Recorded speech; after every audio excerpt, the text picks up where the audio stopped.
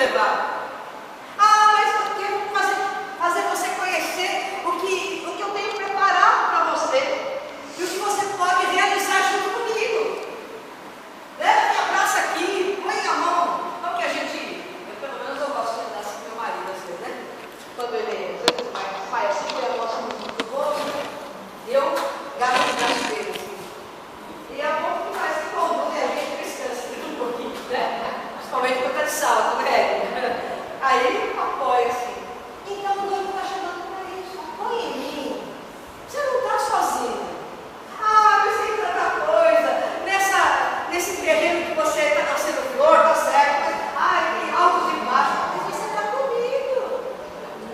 Segura no meu braço. Eu vou cuidar de você. Então esse é o posicionamento.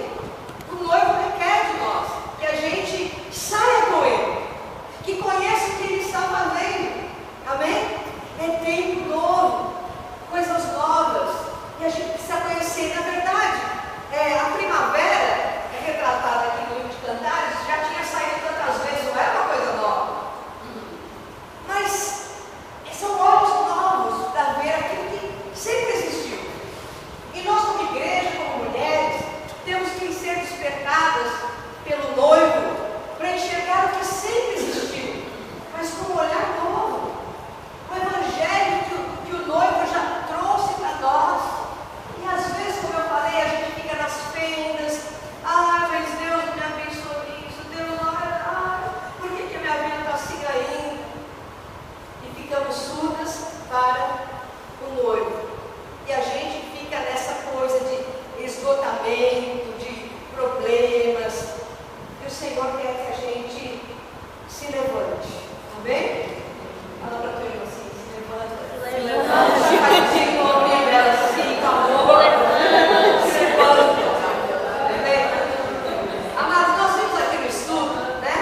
A síndrome da fadiga e tudo mais. A gente vê, às vezes, em nós mesmos, em mulheres cristãs. A palavra de Deus lá em Deuteronômio 26:7 fala assim: então clamamos ao Senhor, ao Deus dos nossos antepassados, e o Senhor ouviu a nossa voz e viu o nosso sofrimento, a nossa fadiga e a opressão que sofremos. Eu sei que às vezes a gente fica com esse cansaço por causa de constantes sofrimentos. Sofrimento, às vezes físico mesmo, enfermidade, né? Coisas que você fica até cansada, vai para o médico, pode ir no médico, quase que, né? E causa, é uma causa, enfermidades, problemas familiares, problemas financeiros, são causas de fadiga. E outra coisa que eu também notei aqui, que nos traz aquele cansaço, é um trabalho que parece que é em vão. Às vezes eu converso com algumas mulheres da igreja que trabalham e parece que é em vão. É assim, eu estou trabalhando, não sei para quê, eu me canso, eu não vejo resultado nisso. Às vezes não gostam do que faz, não gostam do trabalho. Isso cansa, cansa ou não cansa? Porque você não ama e aquilo você não vê propósito naquilo. Então a primeira causa que eu vejo de fadiga é as contingências da vida que nos fazem sofrer. Então outra coisa, esse trabalho que parece ser em vão. Isaías 49:4 diz assim: tenho me afadigado sem qualquer propósito, tenho gasto minha força em vão e para nada. Contudo, o que me é devido está na mão do Senhor e a minha recompensa está com o meu Deus. Olha, Isaías estava cansado, né? O que ele era? Profeta, pregava, ninguém se convertia e ele estava cheio, né? E estava colocando isso diante do Senhor. Quando eu estou mencionando essas causas de fadiga, irmãs, para quê? Para que a gente vá no estudo que fez e vá detectando, porque a gente vai colocando diante do Senhor, vai se conhecendo. Então essa coisa de eu trabalho em vão, não vejo propósito. É isso mesmo. Será que eu estou cansada, fadigada por causa disso? Apresenta isso diante de Deus. Agora, uma outra coisa que eu vejo muito assim, que a gente conversa na igreja, com outras pessoas também que não são da igreja, e a gente vê em geral, mas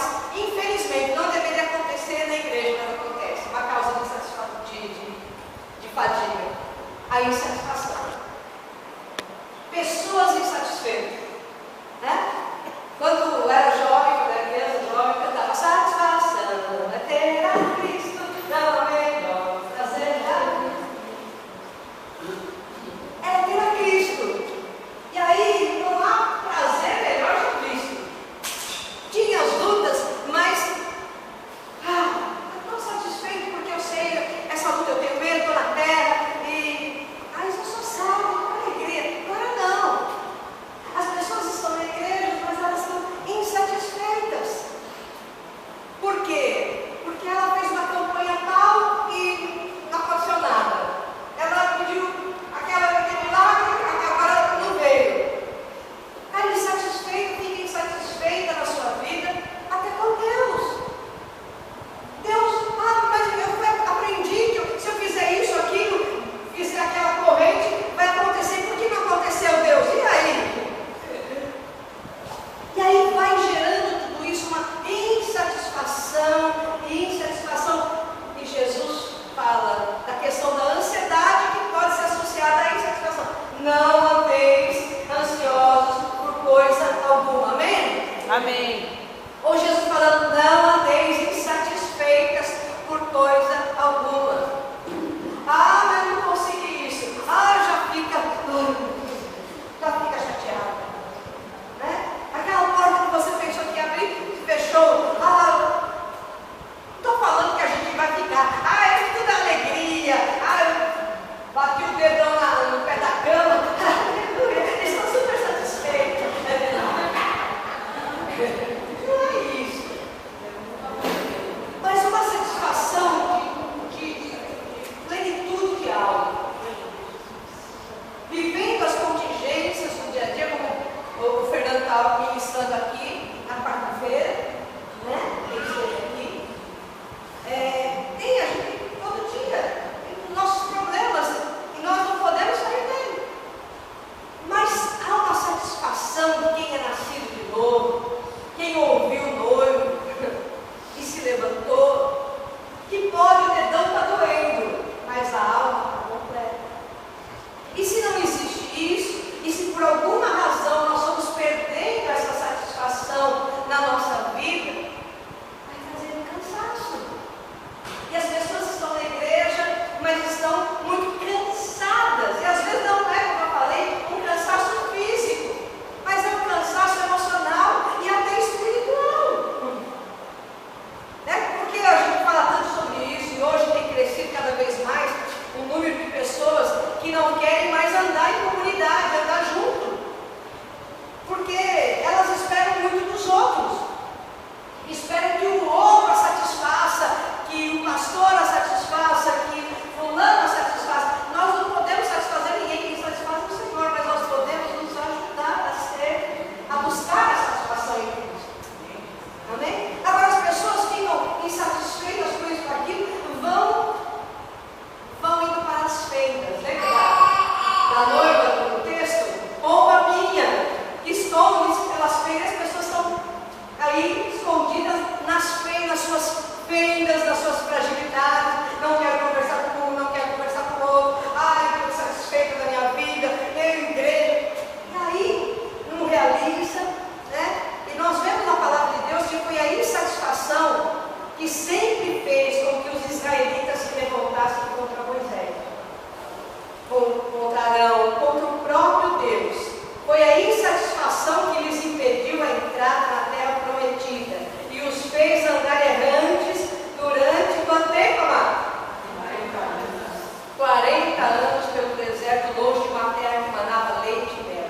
É a insatisfação que destrói casamentos, famílias, são cônjuges resmungões que dificultam a vida do companheiro. Ninguém vai participar, mas não vai. Porque os maridos não estão aqui, principalmente. Na vizinhança, na comunidade. Sabe, assim, vira e mexe a gente escuta gente reclamando de crente, de vizinho crente, de gente crente do trabalho. Aquele cara é chato. Aquele cara é resmungão.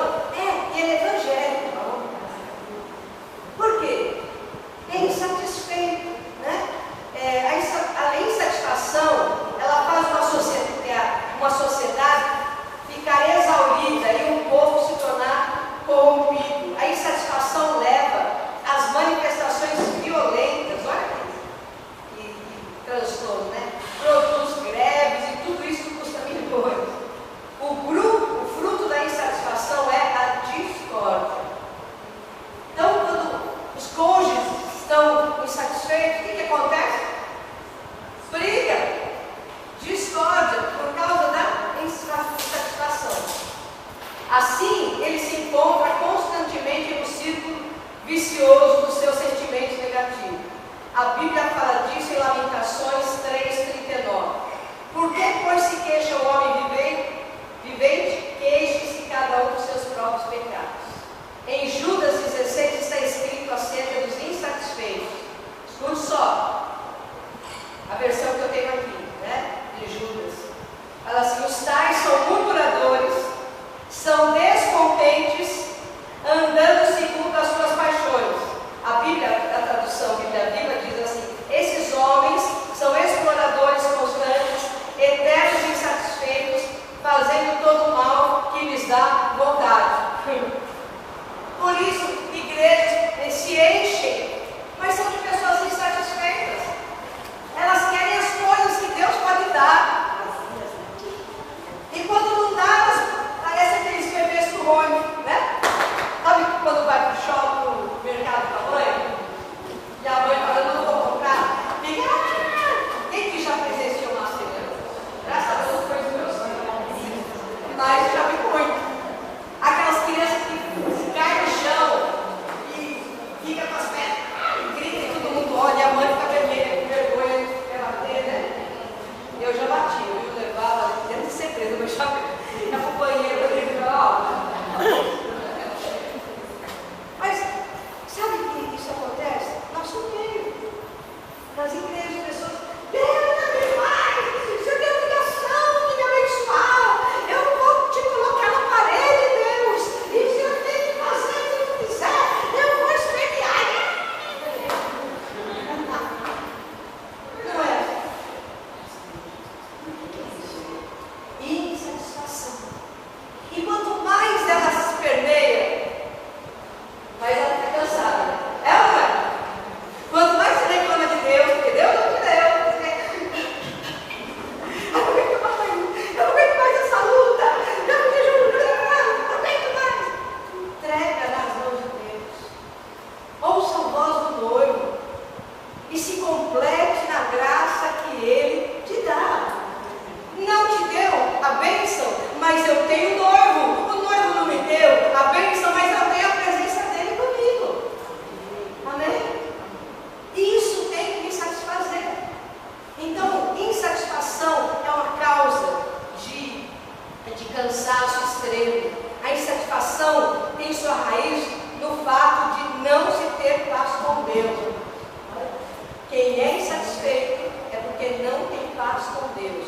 E quanto mais um povo se afasta de Deus, mais insatisfeito fica. E a gente tem aprendido aqui na comunidade.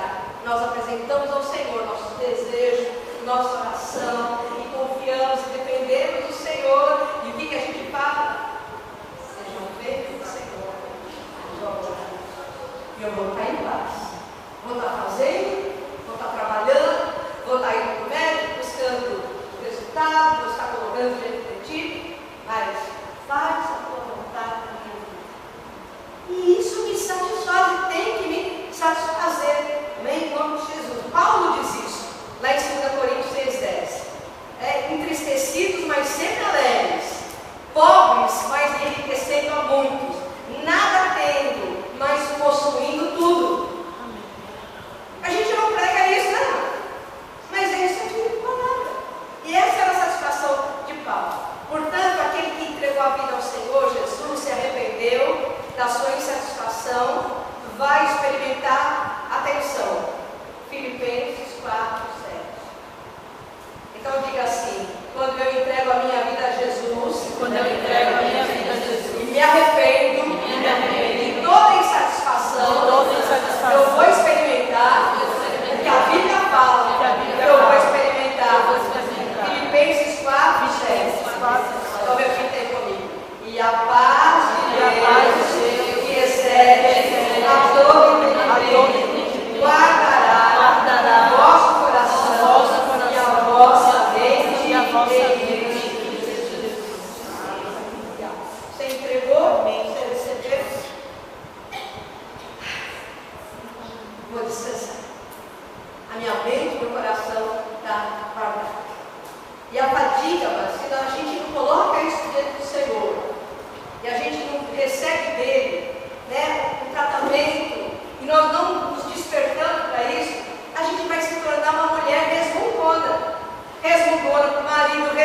resmungona, para amiga, resmungona, para o mundo.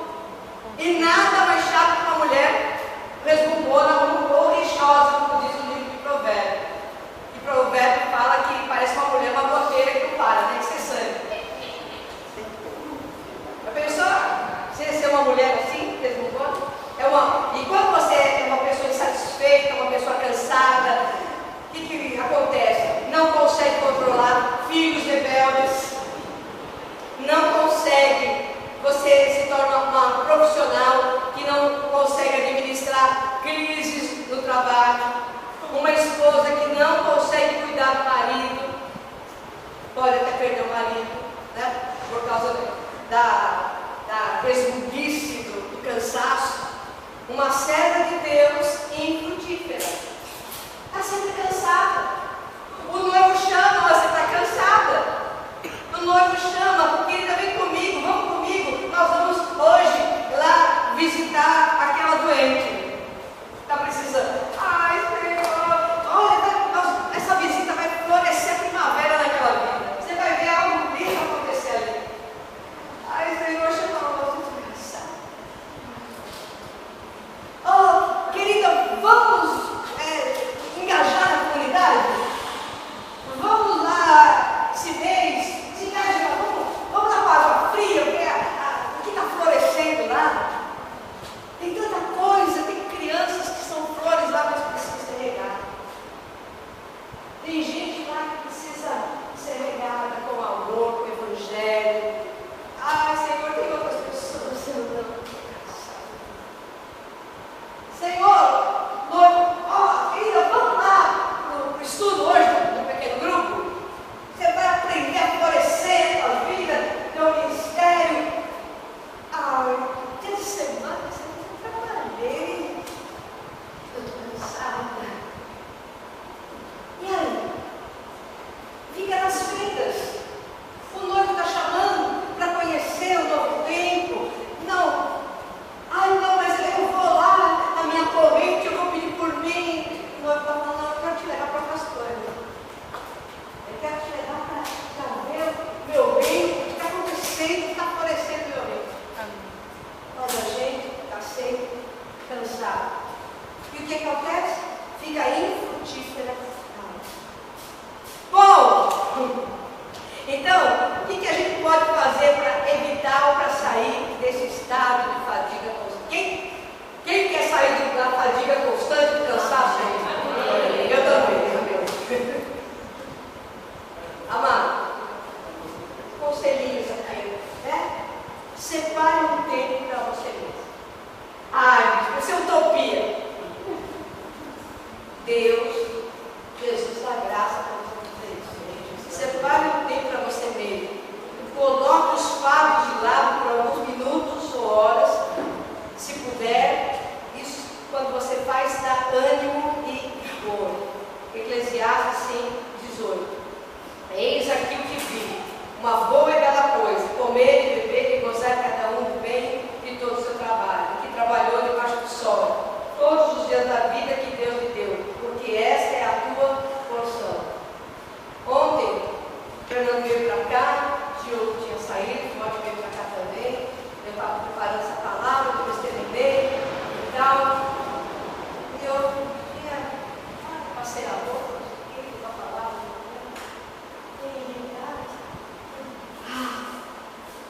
no meu banho, gostoso, fiquei em silêncio, vou assistir um filme só eu, não tem?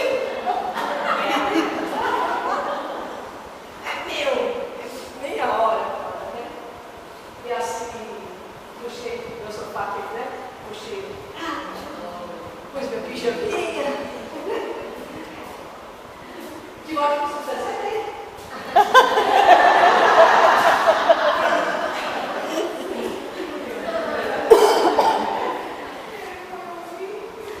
Liguei lá no Netflix, né? Outro dia eu coloquei, eu compartilhei no meu Facebook. Eu escrevi Netflix.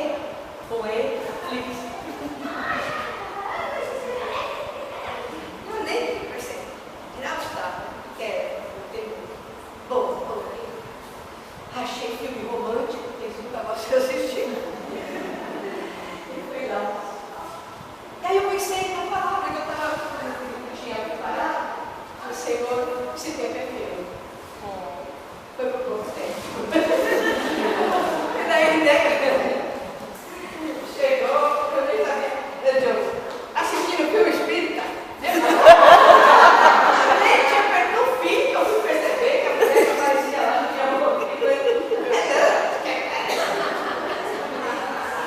acabou o meu tempo. Aí acabou a reunião aqui. O menino chegou, oi, vou comer, vou comprar lá. Eu lá não tinha terminado. O filme tinha acabado e perguntando não sei o que. Mas assim, mas pelo menos eu creio que 50 minutos para Deus. O filme tinha um pouquinho mais disso, né? Mas deu para acabar. Mas não. Procure, separe um tempo só para você. E goste disso. Porque às vezes eu vejo, eu estou sozinha. Eu sei que tem solteiras aqui que sempre estou sozinha, mas faça disso. Em vez de ser uma coisa ruim, faça uma coisa boa. Né? Se ame assim, faça uma pipoca só para você. Suco gostoso. E coloque os fardos da semana e tudo mais. Por quê? Isso é importante. Perdi aqui meu papel.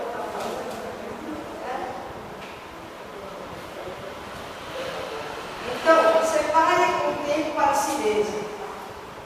E goste disso. Outra coisa, atenção, mulheres, principalmente nas casas de trabalho. Não assuma compromissos excessivos. Até atividades boas e agradáveis a Deus devem ser analisadas à luz dos propósitos divinos. Mas é atividade da igreja. Todo mundo. Vamos, a gente vai se aperfeiçoar nisso, é o nosso primeiro encontro. Vamos dividir tarefas. Todas estão convidadas a ajudar. Agora, às vezes, as pessoas assumem tanto, até ajudar as outras pessoas. Não, mas eu me comprometi com aquela, eu vou fazer aquela visita. Não, a pessoa diz, não, eu vou ali, não, meu Deus, e agora? Eu vou minha casa, o que eu vou fazer? Saiba administrar suas coisas. Não, aquelas que trabalham fora, não traga trabalho para casa, sempre isso. Tem aquelas que trabalham em casa, né? Tem jeito. Mas assim mesmo, peça sabedoria para não assumir compromissos em excesso. Até coisas que nós falamos que são de Deus também. Por quê? Porque as coisas em excesso causam o quê? Esse desgaste. Outra coisa, né?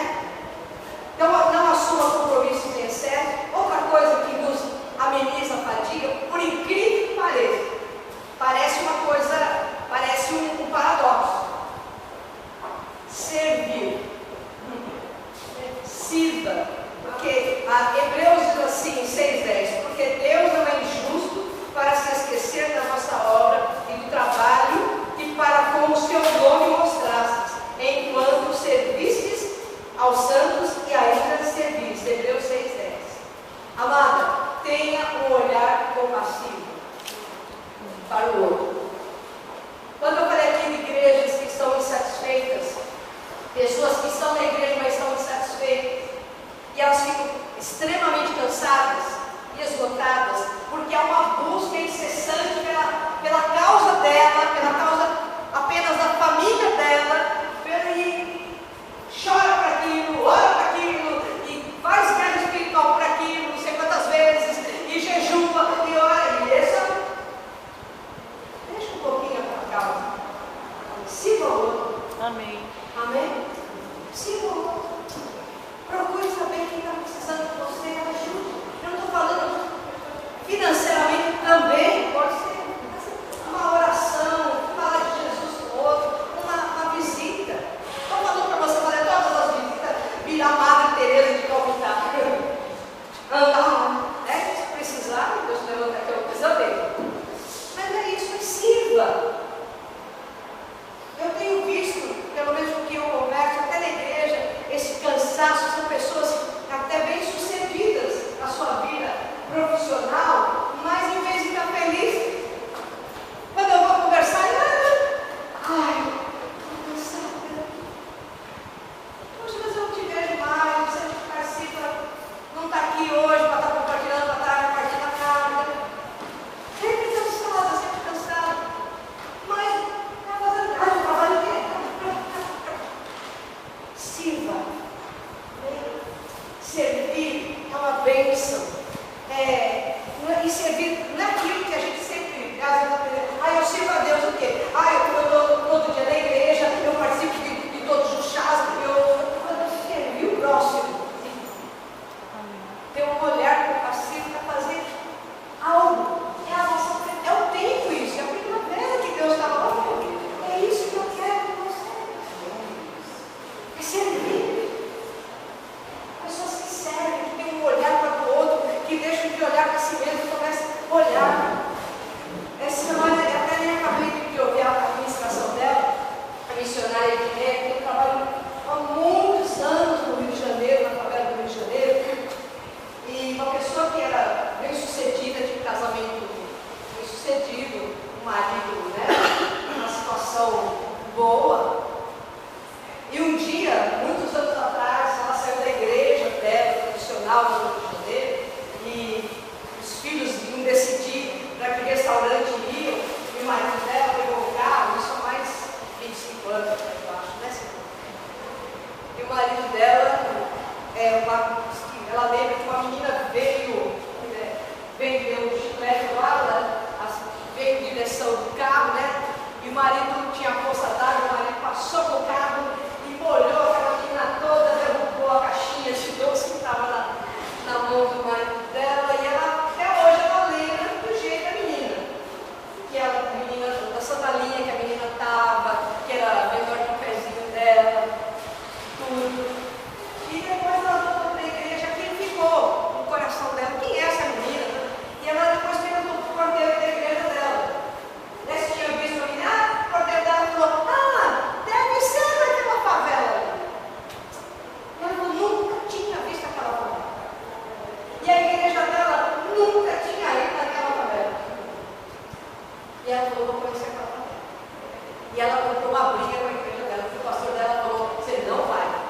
Nós não vamos te apoiar. Então ela falou para o pastor assim, então vem aqui que nós vamos orar agora. O senhor vai falar de Deus, eu sou responsável por aquelas crianças lá. Não, e ela foi. E ela deixou de olhar para ela. E ela entrou naquela favela e ela começou um trabalho lá, que está lá até hoje. De escola, de evangelismo. E, sabe, com traficante, com toda sorte de gente. E tem um povo, umas crianças